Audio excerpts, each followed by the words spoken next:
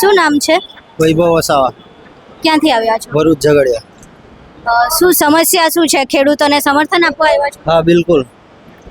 આ જગતનો તાજ ખેડૂત ગુજરાતમાં અને ભારતમાં દુઃખી છે, એટલા માટે એમના સમર્થનમાં અમે આવ્યા છે. તમને પગે વાગેલું છે તેમ છતાં આવવું પડે ને. પુરખાઓ જો અંગ્રેજો સામે ના લડ્યા હોત, એ બી આવી પરિસ્થિતિઓમાં લડ્યા હશે ને, એટલે એમની પ્રેરણા છે અમારી અંદર, એટલે આ ખેડૂતો માટે સમર્થનમાં આવ્યા છે. શું થયું હતું પગે? ઓપરેશન છે ચાકણીનું. તેમ છતાંય તમે ખેડૂતો માટે આવ્યા? આ તો લડવું પડે ને બેન. કેવું તો શું કે પુરખાઓ લડ્યા ત્યારે અંગ્રેજોમાંથી દેશ આઝાદ થયો ને. આ ગોરા અંગ્રેજો રાજ કરી ગયા, આ કાળા અંગ્રેજો સામે લડાઈ છે, એ લડીશું. શું લાગે છે આ સરકાર સાંભળશે? આટલા દિવસોથી તો ખેડૂતો પોતાના ખેતરમાં આંદોલન કરી રહ્યા હતા. હવે જો આટલા બધા દિવસથી અમે પણ જોઈએ છે બેન, સરકારે જો સાંભળ્યું હોતે તો આજે ગાંધીનગર કૂચ કરવાની જરૂર પડી નહીં હતી. ગાંધીનગર કૂચ કરવાની જરૂર આ ખેડૂતોએ ના પડી હોત ને અમારે બી આટલે 250-300 કિલોમીટર કાપીને અહીંયા આવવું ના પડતું હતું. તમે ભરૂચથી અહીંયા આવ્યા છો, તમે મોરબી, દ્વારકા, કોંઢ બધાના દ્રશ્યો જોયા હશે. ખેડૂત પર થતી પોલીસની બર્બરતા પણ જોઈ હશે. તમને એવી બીક ના લાગી કે અહીંયા લાઠીચાર્જ થઈ શકે છે? આ તમારું ઓપરેશન થયું છે, વધારે કપરું બની શકે છે? હવે લાઠીચાર્જમાં તો બેન એવું છે કે મારું જે પરિવાર છે એ પરિવાર વર્ષોથી અમારા વિસ્તારમાં લડતું આવ્યું છે. અમે મારા પરિવારે બહુ ભોગવ્યું છે, એટલે આ તો જે દેશ માટે, લોકસેવા માટે અમારા ડીએનએમાં જ છે. શું લાગે છે કે આ આંદોલન કેટલું સફળ થશે? અને તમે છેક ભરૂચથી અહીંયા આવ્યા છો, આ સ્થિતિમાં આવ્યા છો, તો આ ધક્કો સફળ થશે?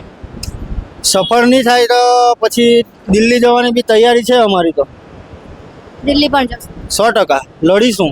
તમારા ખેતરમાં વીજપોલ નથી તો પણ તમે આ ખેડૂતો માટે અહીંયા સુધી આવ્યા છો? આ ખેડૂતો કણમાંથી મન પકવે છે, એ અનાજ હું બી ખાઉં છું ને, તમે બી ખાવ છો ને. આ ગાંધીનગરમાં બેઠેલા જે મરદા છે એ લોકો બી ખાય છે, કે એ લોકો જાપાનના પેલા ચાઇનીઝ અન્ન ખાય છે જે ડુપ્લિકેટ મળે છે.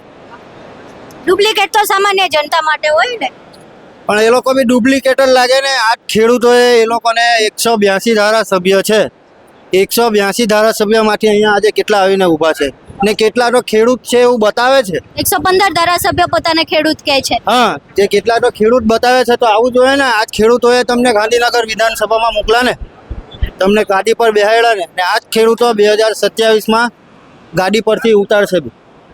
જો બેસાડતા બી આવડે છે ને તો ઉતારતા બી આવડે છે.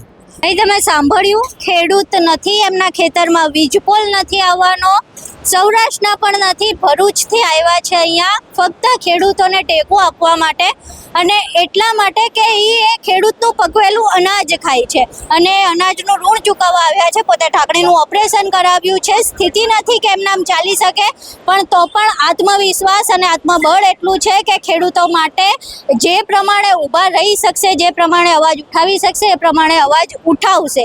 હવે આટલી જે સંઘર્ષ કરીને ખેડૂતોના સમર્થનમાં આવતા હોય તો પછી અમારે ગાંધીનગરમાં બેઠેલા એ નેતાઓને પ્રશ્ન પૂછવો છે કે તમારી અંદર હૈયા નામની વસ્તુ છે કે નહીં, કાળજા નામની વસ્તુ છે કે નહીં? ખેડૂતો ત્યાંથી દંડા ખાઈને ધોમ ધકતા તાપમાં ઢસડાઈને છેલ્લે ગાંધીનગર આવવું પડી રહ્યું છે. તેમ છતાંય કૃષિ મંત્રીના મોઢામાંથી મગ નથી નીકળતા. એક વાર વીજ પોલની સમસ્યાને લઈને જીતુ વાઘાણી બોલવા તૈયાર નથી. 2 ધારાસભ્યોના જે મોરબી અને જે સુરેન્દ્રનગરના કોંઢ છે, ધ્રાંગધ્રાના ધારાસભ્ય છે, એમને એવું લાગ્યું કે હવે અમારી ખુરશી ડગશે એટલે ડેમેજ કંટ્રોલ કરવા આવી ગયા છે, પણ કૃષિ મંત્રી હજુ સુધી બોલવા તૈયાર નથી. ગાંધીનગર ગજવવા ખેડૂત તૈયાર છે, પણ એ ગાંધીનગરમાં બેઠેલા એકય નેતાને કઈ જ અસર થઈ રહી નથી. હવે આ જે સમર્થન જોઈ રહ્યા છો તમે, જે ખેડૂત એકતા જોઈ રહ્યા છો, એ ખેડૂત એકતાથી શું સરકારને ડર લાગે છે કે કેમ તે જોવું રહ્યું? શું એમની સમસ્યાનું કોઈ નિરાકરણ આવે છે કે કેમ તે જોવું રહ્યું? આજે આંદોલન ચાલી રહ્યું છે. આંદોલનની તમામ જે લેટેસ્ટ અપડેટ છે એ જોવા માટે અમારી સાથે જોડાયેલા રહેજો. નમસ્કાર.